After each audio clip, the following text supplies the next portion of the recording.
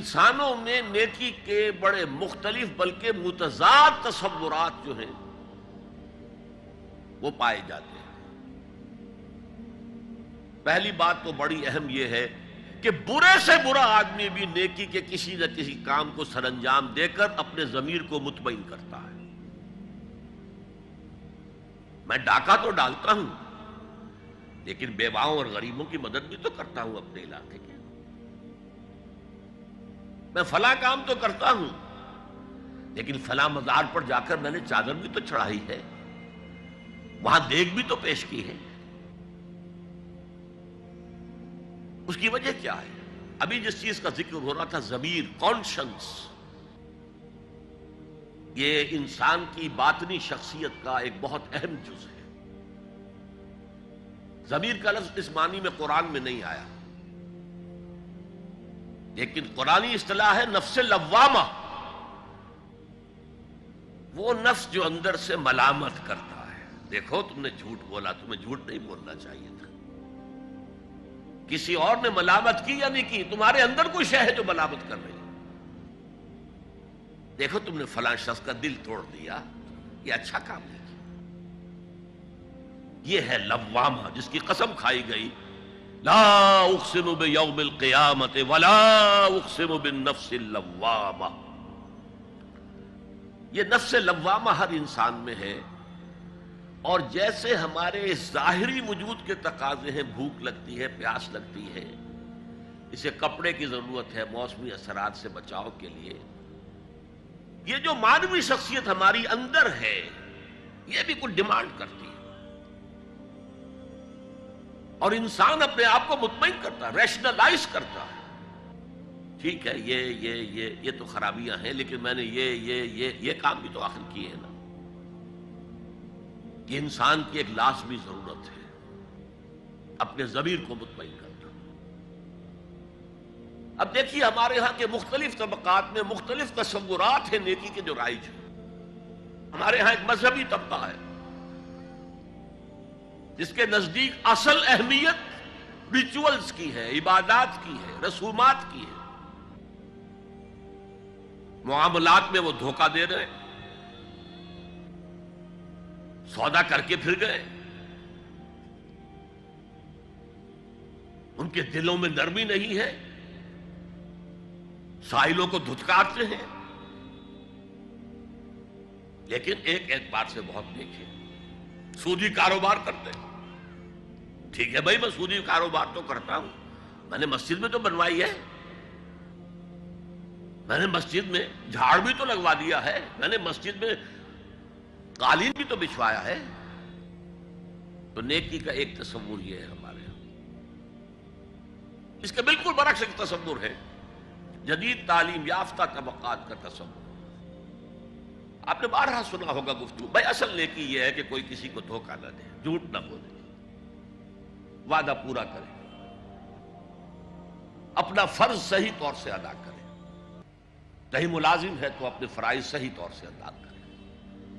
باقی رہ گئی نماز روزہ، یہ تو انفرادی باتیں ہیں، یہ کوئی کرتا ہے تو اپنے لیے، نہیں کرتا ہے تو کوئی بات نہیں۔ یہ دونوں ایک دوسرے کے بالکل برعکس تصورات ہیں، اور یہ ہمارے معاشرے میں جدید تعلیم یافتہ طبقات کا تصور نیکی اور ہمارے قدیم علماء اور ان کے زیر اثر جو عوام ہیں ان کے تصور نیکی میں یہ زمین و آسمان کا فرق ہے۔ آپ کو معلوم ہے کہ اپنی جسم فروش عورتیں جو ہیں وہ بھی نیکی کا کوئی نہ کوئی کام کرتی ہیں۔ آپ دیکھیں گے محرم میں سیاہ کپڑے پہن کے جلوس کے آگے آگے جا رہی ہیں، سبیلیں لگا رہی ہیں، مختلف مزاروں میں جب عرس ہوتا ہے وہاں جاتی ہیں، دھمال کھیلتی ہیں، وہی سیاہ کپڑے پہن کے، وہ بھی اپنے آپ کو مطمئن کرتی ہیں۔ مشہور ہے ایک واقعہ شہنشاہ عالمگیر اورنگزیب کا، اس نے دلی میں گانے بجانے پر پابندی لگا دی۔ اب ظاہر بات ہے جن کا یہ پیشہ تھا ان کا دھندا ختم تو آمدنی ختم، لاکھ کوششیں کی لیکن اورنگزیب ٹس سے مس نہیں ہوا۔ تو انہوں نے ایک عجیب ترکیب کی. وہ دریائے جمنا بالکل ساتھ بہتا تھا، یہ قلعہ اس شکل میں بنایا گیا تھا، اب تو ذرا فاصلے پر. تو ایک کشتی میں وہ جمع ہو گئے، سازندے بھی اور ساز بھی اور گاتے بجاتے ہوئے. انہیں معلوم تھا فلاں وقت جو ہے بادشاہ جھروکے میں بیٹھ کر دریا کی سیر کرتا ہے، وہاں سے گزرے اور ایک شعر گاتے ہوئے گزرے. در کوئے نیک نامی مارا گزر نہ دارند، گر تو نمی پسندی تقدیر قضا. در کوئے نیک نامی، یہ نیکی جو ہے یہ اس کے کوچے میں ہمارا گزر ہی نہیں ہے. در کوئے نیک نامی مارا گزر نہ دارند، یہ تو اللہ کی طرف سے فیصلہ ہے، اس کی مقرر کردہ تقدیر ہے. گر تو نمی پسندی تغییر کل قضارا، اگر تجھے پسند نہیں ہے تو تقدیر بدل دے. تو بادشاہ ہنس پڑا اور اس نے کہا کہ ٹھیک ہے بھائی، گانے بجانے کی حد تک تمہیں اجازت ہے. تو ہر ایک طبقے کا اپنا ایک تصور ہے نیکی کا. جیسے میں نے پہلے عرض کیا، بڑے بڑے ڈاکو جو ہیں وہ اپنے علاقے کے بیواؤں یتیموں کی سرپرستی کرتے ہیں. ویسے نہایت درندگی، سفاکی،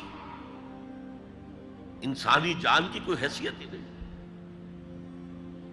تو نیکی اصل میں کس شے کا نام ہے، کون سی چڑیا کا نام ہے، نیکی حقیقت میں کیا ہے، وہ ہے اس آیت کا مضمون.